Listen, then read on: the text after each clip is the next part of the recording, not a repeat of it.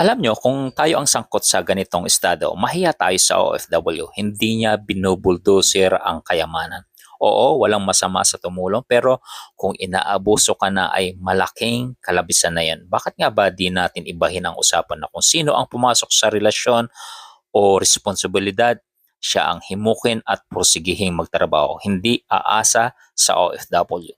Dapat yan, kinakaladkad palabas ng bahay at isalampak sa harap ng trabaho o kaya itulak sa mga construction para mabilad at maturuan ng leksyon.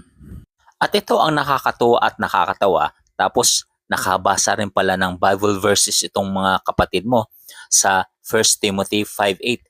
Anyone who does not provide for their relatives and especially for their own household has denied the faith and worse than an unbeliever. At tinagalog pa para maintindihan, ang sinumang hindi kumakalinga